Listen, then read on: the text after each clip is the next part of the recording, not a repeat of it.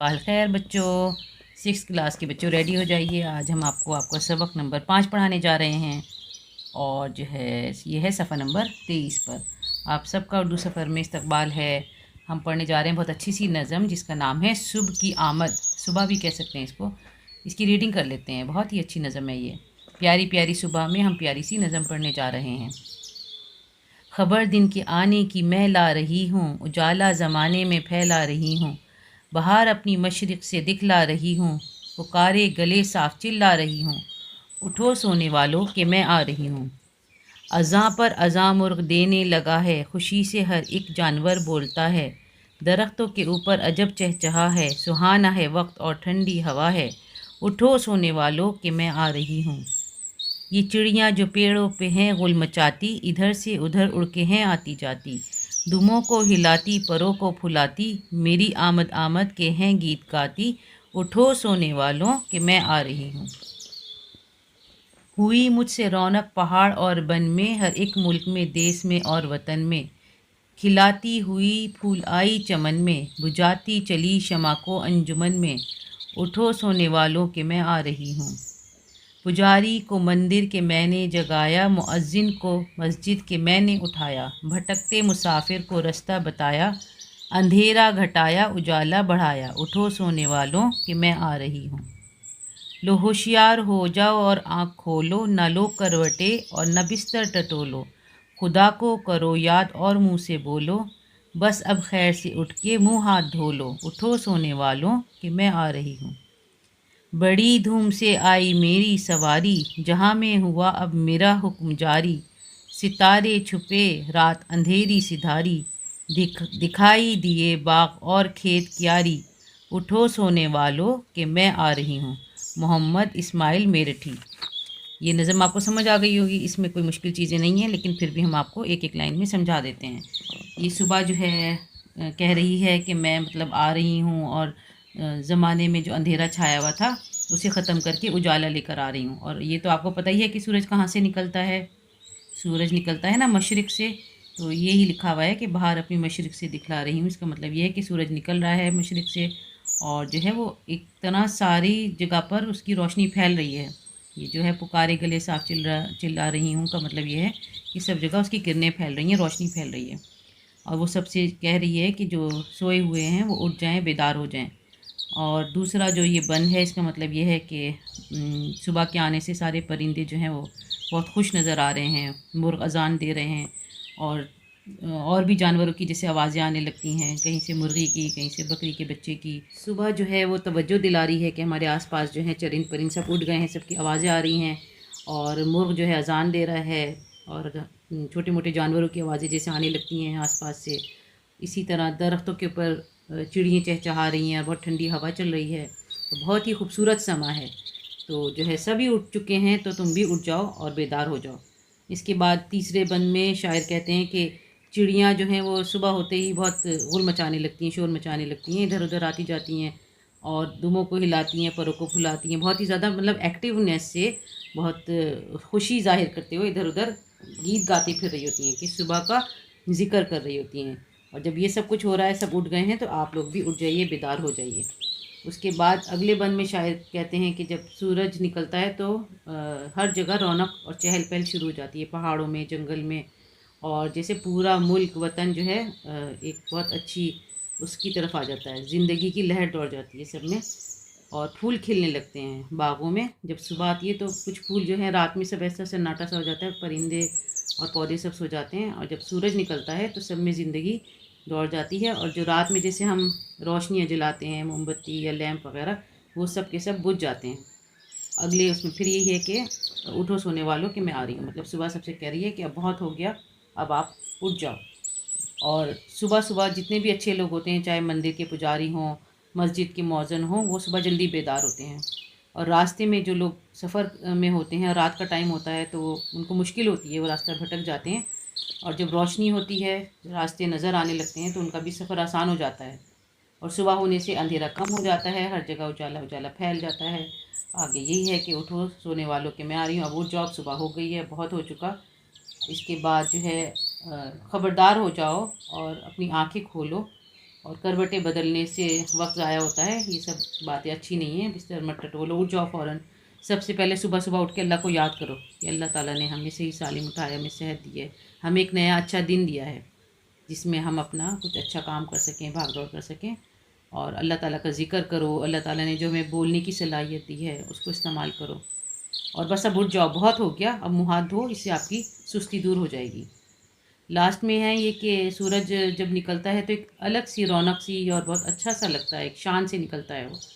और ऐसा लगता है कि किसी, जैसे कहते हैं सवारी, किसी बादशाह की, शहज़ादे की सवारी आ रही है। ऐसी सूरज जब तुलू होता है तो बहुत ही पूरा जहाँ एक उसमें लग जाता है, उसकी इस्तकबाल में लग जाता है। और रात में जैसे सन्नाटा है, खामोशी है, उसके बाद अब सुबह हो गई तो सुबह का हुक्म जारी हो गया, यानी लोग जो है चहल पहल में लग गए, रौनक शुरू हो गई, आवाज़ें आनी शुरू हो गई, सब जो है अपनी अपनी ज़िंदगी की मशगूलियात में लग गए। और जैसे अंधेरे में सब चीज़ें हमें नज़र नहीं आती हैं, अब रोशनी होगी तो हमें सारी चीज़ें साफ साफ दिखाई देने लगी। अल्लाह ताला की कुदरत के जो भी मनाजिर हैं, बाग हैं, खेत हैं, पौधों की कतारें हैं, और पहाड़ और जंगल, सब जगह मतलब एक बहुत अच्छी रौनक छा गई, जो है किसकी वजह से हुई है, सुबह की वजह से हुई है। इसलिए जब हर जगह सब बेदार नज़र आ रहे हैं तो इंसानों तुम भी उठ जाओ और सुबह का इस्तकबाल करने के लिए तैयार हो जाओ। आगे आपके जो है अल्फाज मायनी हैं, सवाल जवाब हैं और ख़ाली जगह हैं और जुमले वगैरह हैं। बहुत अच्छा ये छोटा सा काम है। और सबसे पहले हम ऐसा करते हैं, लास्ट वाला कर लेते हैं। ये जो है अलिफ और बे के कॉलम में बेतरतीब मिसरे लिखे हुए हैं, उनको सही तरतीब में लिखकर शेर मुकम्मल कीजिए। हमने अभी रीडिंग की है तो ये काम आप बहुत आराम से खुद कर सकते हैं। चलिए, ये काम मैं आपको दे रही हूँ और इसका काम का हिंट ये है कि आपको जो है एक तो ये देखना है कि शेर जो है वो राइम होना चाहिए। अज़ां पर अज़ां मुर्ग देने लगा है, आगे लिखा है मेरी आमद आमद के हैं गीत गाती, तो ये से मैच नहीं हो रहा है। इसमें ऐसा ही कोई लफ्ज़ आएगा, लेकिन इसमें थोड़ा सा ट्रिक भी है क्योंकि दो दो शेर ऐसे ही लिखे हुए हैं जो लग रहे हैं कि हाँ ये मैच होंगे। तो इसलिए आप पहले नज़म की रीडिंग करें और फिर ये करें। चलें आगे बढ़ते हैं। सबसे पहले हम लिखेंगे सबक नंबर 5, सुबह की आमद, अल्फाज मायनी, उजाला रोशनी, अजब अजीब अनोखा सुहाना, अच्छा मालूम होने वाला, भाने पसंद आने वाला, गुल शोर धूम, आमद आना, मशरिक पूरब, जिस तरफ से सूरज निकलता है। चलें अब एक बात और, अब आप सब बच्चे ज़रा अपना दिमाग को करें, दौड़ाएं। हमने बचपन में सारी तरफ़ों के नाम पढ़े थे, जो ये हम साइंस में भी पढ़ते हैं, हिंदी में, उर्दू में। क्या क्या नाम होते हैं, कोई बच्चा बता सकता है? मशरिक़ एक लिखा हुआ है, बाकी तरफ़ों के नाम क्या क्या होते हैं? जी, मशरिक़, मगरिब, शुमाल और जुनूब, ठीक है। और इसको हमें इंग्लिश में भी जैसे पढ़ते हैं, मशरिक़ होता है ईस्ट और मगरिब होता है वेस्ट, और जो है जुनूब होता है साउथ और शुमाल होता है नॉर्थ। हिंदी में भी जिस तरह हम इसके नाम जानते ही हैं, पूरब, पश्चिम, उत्तर, दक्षिण, ठीक है। ये सब आपको आने चाहिए। चमन का मतलब है बाग, वन, जंगल, देश, मुल्क, शमा, मोमबत्ती, मुराद रोशनी करने की कोई भी चीज़। मतलब अब शमा तो नहीं जलाई जा रही, लेकिन कोई भी चीज़, लाइट्स हो सकती हैं, कुछ भी हो सकता है, इससे मुराद। अंजुमन, महफिल, कमेटी, रौनक, चहल पहल, पुजारी, पूजा करने वाला, क्यारी, पौधों की कतार, मौज़िन, अजान देने वाला, भटकते यानी रास्ता भूले हुए, रास्ता, राह, रास्ता, घटाना, कम करना, होशियार, चालाक, होशियार, खबरदार, सिधारना, रुखसत हो जाना, जाना, धूम, शोर, रौनक से। आगे आपके सवाल जवाब हैं। उठो सोने वालों के मैं आ रही हूँ, ये किसने कहा और क्यों कहा? उठो सोने वालों के मैं आ रही हूँ, ये सुबह ने सोते हुए लोगों से कहा। अच्छा, क्यों कहा? क्यों कहा का ये जुमला जुमला लिखा जा सकता है कि अब जो है उठकर अपने कामों में लग जाओ, वक्त ज़ाया ना करो, और आराम हो चुका। दिन जो है अल्लाह ताला ने काम के लिए बनाया है, रात आराम के लिए बनाई है, इसलिए उठकर अपने कामों में लग जाओ। सवाल नंबर 2 है आपका, वैसे किताब में वो वाला है कि मुर्ग और दूसरे परिंदे किस तरह सुबह के आने की खबर देते हैं। तो हम लिखेंगे इसमें, मुर्ग सुबह के आते ही अजान देने लगता है और दूसरे परिंदे पेड़ों पर चहचहाते नज़र आते हैं, चिड़ियाँ इधर उधर फुदकती चहकती नज़र आती हैं। सिर्फ परिंदों के बारे में लिखना है, ठीक है। फिर आता है सवाल नंबर 3, बड़ी धूम से आई मेरी सवारी, जहाँ में हुआ अब मेरा हुक्म जारी, का क्या मतलब है? इस शेर का मतलब ये है कि सुबह एक अनोखी शान के साथ आती है, उसके आते ही चहल पहल, रौनक शुरू हो जाती है, लोग अपने दिन के कामों की मशगूलियात में लग जाते हैं। पहला सवाल जो है ना, आपको उसमें 3 चीज़ें लिखनी थी, किसने कहा और क्यों कहा। किससे कहा ये मतलब इतना ज़रूरी नहीं था वैसे, खैर हमने ऐसे लिख दिया, ऐड कर दिया। और मेन बात यह है कि क्यों कहा, ये ज़रूर आपको इसमें लिखना है। कि और मज़ीद वक्त ज़ाया नहीं करो और उठकर अपने कामों में लग जाओ, वरना आपका सवाल जो है ना वो इनकम्प्लीट रह जाएगा। अच्छा, खाली जगह को मुनासिब अल्फाज से पूर कीजिए। बहार अपनी मशरिक़ से दिखला रही हूँ, दरख्तों के ऊपर अजब चहचहा है, बुझाती चली शमा को अंजुमन में, मुअज्जिन को मस्जिद के मैंने उठाया। और खुदा को करो याद और मुँह से बोलो, सितारे छुपे रात अंधेरी सिधारी। शायर ने नज़म में सुबह के आने के सिलसिले में जो मनाजिर बयान किए हैं उन्हें अपने अल्फाज में लिखिए। तो इसमें तो बहुत सारी बातें नज़म में लिखी हैं, क्या क्या हो रहा है और वो पुजारी और मौज़िन क्या कर रहे हैं और सब बातें, लेकिन हम सिर्फ मनाजिर लिखेंगे। सुबह की आमद का वक्त करीब होता है, सूरज अपनी पूरी रौनक के साथ मशरिक़ से निकलना शुरू करता है, चारों तरफ उजाला फैलने लगता है, परिंदे चहचहाते झूमते नजर आते हैं, पहाड़ और जंगल में सूरज की किरणें ज़िंदगी की लहर दौड़ा देती हैं, सितारे छुप जाते हैं, फूल खिलते और सुबह की खूबसूरती में इजाफा करते हैं। आगे आ गए आपके जुमले। मशरिक़ का जुमला बना सकते हैं कि क़यामत के दिन सूरज मशरिक़ से नहीं निकलेगा, या फिर आप ये बना लें कि सूरज मशरिक़ से तुलू होता है।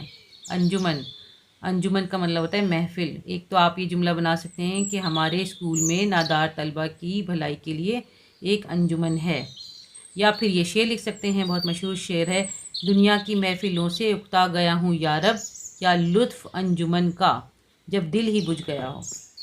रौनक, रमज़ान की रौनक की तो बात ही अलग है।